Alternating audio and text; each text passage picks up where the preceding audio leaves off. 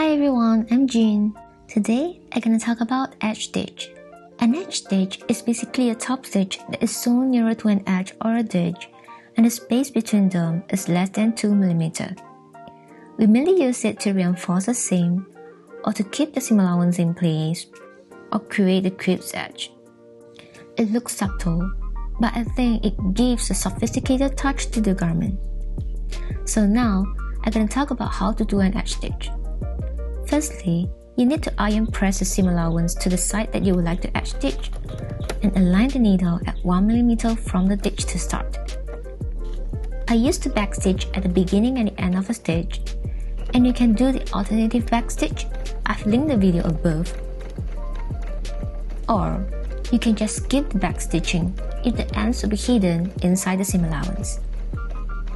If you find it a bit hard to edge stitch with a general foot, you can actually use the blind hem fit, as it helps a lot with the alignment and you will sew faster with it. Just turn the screw to adjust this wide foot position and use it as an alignment guide, just like how I do. So, this is how an edge stitch looks. But do remember that if you would like to single edge stitch along a garment side seam, lay the seam allowance backwards and always top stitch on the back piece. I've been repeating this, but yes, that's the standard.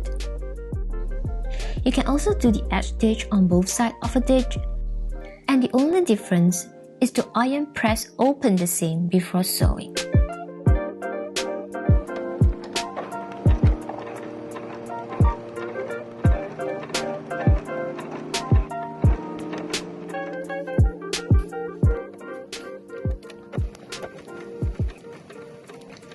Here's how a double edge stitch looks, and this can actually be found on the cream jacket that I have shown you in the beginning of this video.